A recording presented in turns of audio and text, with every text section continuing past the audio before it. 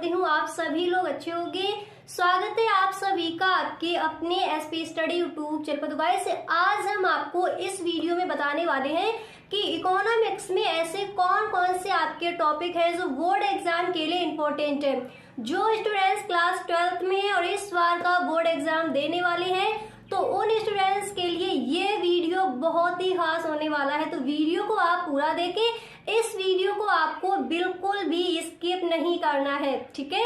तो इस वीडियो में हम आपको बताएंगे कि कौन कौन से आपके इम्पोर्टेंट टॉपिक है पूरी बुक में। जो आपका इकोनॉमिक्स है उसमें आपको पूरे के पूरे नंबर लाने हैं इस बार के बोर्ड एग्जाम के लिए, इस बार के बोर्ड एग्जाम में। तो इस बार मैं आपको इस तरह से तैयारी करवा दूंगी कि एक भी नंबर आपका इकोनॉमिक्स के पेपर में छूटने वाला नहीं है, ठीक है।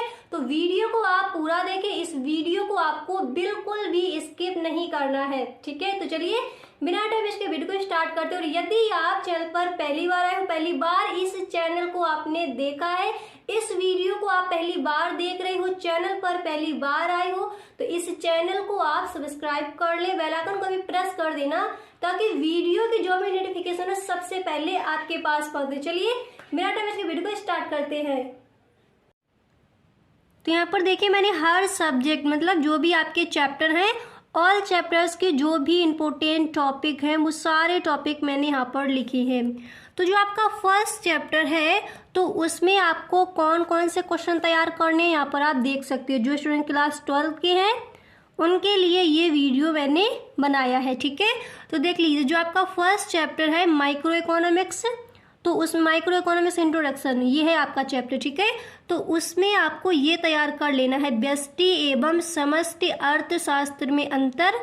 एंड दूसरी चीज उसमें आपको याद करनी है आर्थिक क्रिया क्या है। यही क्वेश्चन आपके बोर्ड एग्जाम में फर्स्ट चैप्टर से पूछे जाते हैं, ठीक है।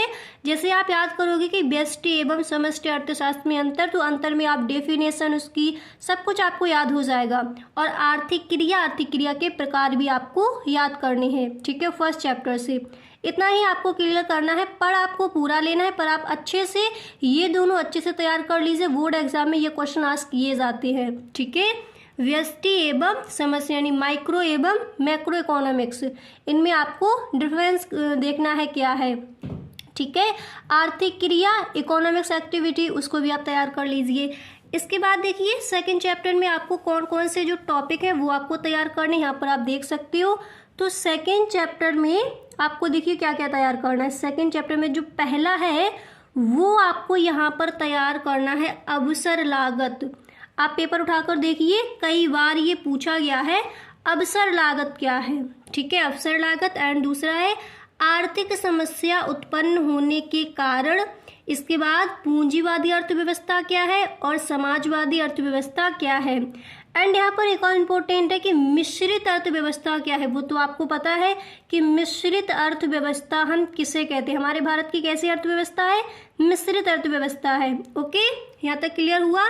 देखिए अब इसके बाद नेक्स्ट जो आपका चैप्टर है चैप्टर नंबर 3, तो उसमें आपको ये तैयार कर लेने हैं। पहला है बजट रेखा, इसके बाद सीमांत उपयोगिता, इसके बाद आपको तैयार करना है उदासीनता वक्र, ठीक है। ये कई बार पूछा गया है उदासीनता वक्र और सीमांत उपयोगिता क्या है। ये आपके very short answer type questions में ये क्वेश्चन आस्क किया जाता है, ठीक है। सीमांत उपयोगिता और बजट रेखा को भी आप तैयार करेंगे, ओके।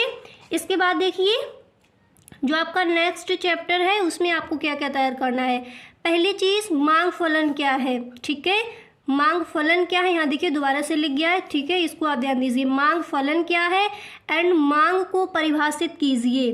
पहले मांग फलन और ये अलग है, आपको मांग की आपको जो डेफिनेशन है वो तैयार करनी है।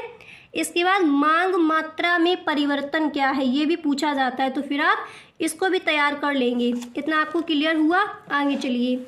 इसके बाद जो आपका नेक्स्ट चैप्टर है उसमें आपको ये टॉपिक अपने अच्छे से तैयार कर लेने हैं। ये जो आपका चैप्टर है ये very very very most important है, तो अच्छे से आप तैयार कर लीजिए कि मांग की कीमत लोच क्या है। हर बार क्वेश्चन रखा जाता है मांग की कीमत लोच, मांग का नियम आपको अच्छे से तैयार करना है और मांग के नियम एवं मांग लोच में अंतर, ठीक है। यहाँ पर मैं लिख चुकी हूँ कि मांग का नियम भी आप तैयार करेंगे। क्लियर हुआ इतना, आगे चलिए। अगले जो चैप्टर है आपका नेक्स्ट चैप्टर से आपको ये कवर करने हैं कि अल्पकालीन उत्पादन फलन एंड उत्पादन फलन। इसके बाद देख लीजिए सीमांत उत्पादन। कई बार क्वेश्चन पूछा गया कि सीमांत उत्पादन क्या है, ठीक है, इसको आप तैयार करेंगे। इसके बाद जो आपका नेक्स्ट चैप्टर है उसमें आप ये तैयार करेंगे कि लागत फलन क्या है, औसत लागत क्या है, स्थिर लागत क्या है। देखिए ये पूरे तो आपसे नहीं पूछे जाएंगे, मतलब जितने मैं आपको लिखा रही पूरे पूछ लिए जाए। मैं जितने भी आपके इम्पोर्टेंट टॉपिक हैं वो सारे यहाँ पर इसलिए बता रही हूँ, एक भी नंबर आपका छूटे ना, ठीक है, इसलिए आपको सारे टॉपिक बता रहे हैं। यहाँ पर देखिए या तो आपका ये क्वेश्चन आ जाएगा कि लागत फलन क्या है, अगर ये आपसे नहीं आस्क किया जा रहा है इस बार तो आपसे ये पूछ लिया जाएगा कि औसत लागत क्या है। अगर ये नहीं पूछा जाता तो इस बार के बोर्ड एग्जाम में ये दोनों इंपॉर्टेंट है, क्योंकि जो अभी बोर्ड एग्जाम हुआ था उसमें ये क्वेश्चन देखा गया था। तो इस बार के बोर्ड एग्जाम के लिए औसत लागत, स्थिर लागत, सीमांत लागत, कुल स्थिर लागत, वक्र की आकृति, तो ये आपको तैयार करने हैं, ठीक है। इस बार के बोर्ड एग्जाम के इंपॉर्टेंट है, पर ये टॉपिक तो सारे इंपॉर्टेंट है, ठीक है। कभी भी आप इस वीडियो को जो भी स्टूडेंट्स देखें तो जो भी इकोनॉमिक्स में आपके इंपॉर्टेंट है वो सारे टॉपिक यहाँ पर कवर करा रहे हैं हम आपको, ओके। अब इसके बाद देखिए आगे बढ़िए। इसके बाद देखिए नेक्स्ट चैप्टर से आपको क्या तैयार करना है। आप अपने चैप्टर्स बुक खोल कर रख लीजिए, उसमें आप अपने जो है टिक लगाते चलिए कि कौन कौन से इंपॉर्टेंट टॉपिक है उन पर आपको ज़्यादा फोकस करना है, ठीक है। तो नेक्स्ट है यहाँ पर आप देख सकते हो उत्पादन संतुलन से क्या अभिप्राय है। इसके बाद संतुलित कीमत, ठीक है, इसको आप तैयार करेंगे। अब इसके बाद देख लीजिए यहाँ पर नेक्स्ट चैप्टर से आप यहाँ पर कवर करेंगे कि पूर्ति का नियम क्या है, पूर्ति में वृद्धि व कमी को आपको बताना है, ठीक है। इसके बाद अगला चैप्टर है आपका कि पूर्ति की कीमत लोच। नेक्स्ट चैप्टर से आप इसको कवर करेंगे कि पूर्ति की कीमत लोच क्या है, इसकी आपको डेफिनेशन देनी है, अच्छे से आपको बताना है, ठीक है। एंड इसके बाद देख लीजिए अगला प्रश्न यहाँ पर दिया गया है कि बाजार की परिभाषा क्या है, ओके। जो नेक्स्ट चैप्टर है उससे आपको ये देखिए कई बार पूछा गया है, आप पेपर उठाकर देखना, मॉडल पेपर में भी ये क्वेश्चन रखा जाता है, बोर्ड एग्जाम के पेपर में भी रखा जाता है कि बाजार की परिभाषा क्या है, बाजार से क्या आशय है, बाजार को परिभाषित कीजिए। इस तरह से आपके क्वेश्चन जो है वो बनाए जाते हैं। तो जो बाजार वाला जो आपका चैप्टर है उसको अच्छे से आप तैयार कर लीजिए, ठीक है, बाजार की परिभाषा। उसके बाद उसी में आपका ये भी क्वेश्चन बनता है कि पूर्ण प्रतियोगिता क्या है, ये क्वेश्चन भी कई बार पूछा गया, तो इसको आप तैयार करेंगे। नेक्स्ट देख लीजिए कि साम्य संतुलन, ठीक है, एक ही बात है, साम्य संतुलन, कीमत की परिभाषा ये तैयार कर लीजिए। बाजार संतुलन क्या है, इसको तैयार करेंगे। मांग में वृद्धि से कीमत कैसे प्रभावित होती है, कई बार पूछा गया ये, ठीक है, मांग में वृद्धि से कीमत कैसे प्रभावित होती है। इसके बाद देखिए यहाँ पर देखिए नेक्स्ट आपको क्या तैयार करना है, यहाँ तक क्लियर हुआ आपको। इसके बाद देखिए जो नेक्स्ट आपका चैप्टर है वो चैप्टर जो वो आपका चैप्टर है उसमें आपको ये तैयार कर लेना कि संतुलन कीमत, ठीक है, संतुलन कीमत और लगान क्या है, ये आपका अतलग उत्तरीय प्रश्न में पूछ लिया जाता है, ज़्यादा तो नहीं पूछा जाता पर आप देख लेना एक बार कि लगान क्या है, ठीक है, इसको भी तैयार कर लो। इसके बाद देखिए ये जो आपका चैप्टर है very very most important chapter है आपका कि समष्टि अर्थशास्त्र, ठीक है, ये आपका जो सेकंड इधर आ जाता है वो है। यहाँ पर देखिए समष्टि और व्यष्टि अर्थशास्त्र में अंतर में आपको बता चुकी, वो आपका फर्स्ट चैप्टर था, ठीक है। आप पीछे से यहाँ पर आ जाइए। अब ये है आपका समष्टि अर्थशास्त्र, फर्स्ट चैप्टर आपका है माइक्रो इकोनॉमिक्स इंट्रोडक्शन, और ये है आपका समष्टि यानी मैक्रो इकोनॉमिक्स। तो समष्टि अर्थशास्त्र की परिभाषा आपको अच्छे से तैयार कर लेनी है, ठीक है, अतलग उत्तरीय प्रश्न में आज की जाती है बोर्ड एग्जाम में, ओके। इसके बाद आपको इस चैप्टर से तैयार करना है स्टॉक तथा प्रवाह में भेद। इसके बाद जो अगला है वो आप तैयार कर लीजिए सकल विनियोग। क्लियर हुआ, चलिए चलते हैं आगे। आगे आपका जो चैप्टर है वो यहाँ पर दिया गया है, आप देख सकते हो चैप्टर में जो आपके इंपॉर्टेंट टॉपिक हैं कौन कौन से हैं। पहला है आपका राष्ट्रीय आय के चक्रीय प्रवाह, इसको तैयार करेंगे। इसके बाद आगे देख लीजिए खुली एंड बंद अर्थव्यवस्था। ये कई बार पूछ लिया जाता है कि खुली अर्थव्यवस्था क्या है, बंद अर्थव्यवस्था क्या है। तो देखिए 1-2 लाइन का ही इसका आंसर है, वो आप देख लेंगे अपनी बुक में, कॉपी पर देख लीजिए। अगर आपको नहीं मिलता है तो आप हमें कमेंट बॉक्स में बताएं।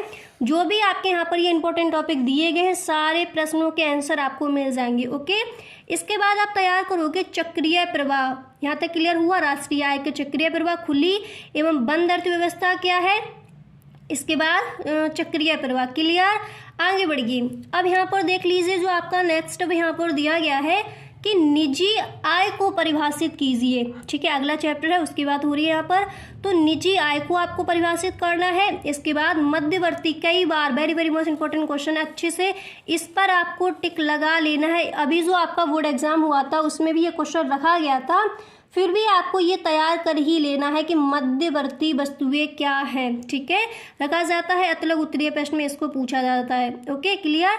इसके बाद देखिए अगला जो चैप्टर है उसमें आप क्या तैयार करोगे, फटाफट से देख लीजिए कि प्राथमिक क्षेत्र द्वितीय क्षेत्र में अंतर। देखिए ज़्यादा तो प्रश्न नहीं पूछा जाता, फिर भी आपको तैयार कर लेना है कि प्राथमिक क्षेत्र द्वितीय क्षेत्र में अंतर। इसके बाद राष्ट्रीय आय को मापने की विधियाँ, ये पूछा जाता है, कई बार आया है, राष्ट्रीय आय को मापने की विधियाँ। इसके बाद देखिए वस्तु विनिमय प्रणाली, very very most important question है, अच्छे से तैयार कीजिए। वस्तु विनिमय प्रणाली क्या है? ठीक है, फिर आपको तैयार करना है मुद्रा के सभी कार्य। इसके बाद ये भी आपका इम्पोर्टेंट टॉपिक है कि व्यापारिक बैंक क्या है, व्यापारिक बैंक के कार्य बताइए। या तो आपसे व्यापारिक बैंक पूछा जाएगा, अगर ये नहीं पूछा जाता तो फिर आपसे वाणिज्य बैंक जो है आपका चैप्टर, वो वाणिज्य बैंक आपसे पूछ लिया जाएगा। वाणिज्य बैंक के कार्य क्या क्या है वो आपसे पूछ लिए जाएंगे। इसके बाद अगला चैप्टर आपका आता है केंद्रीय बैंक।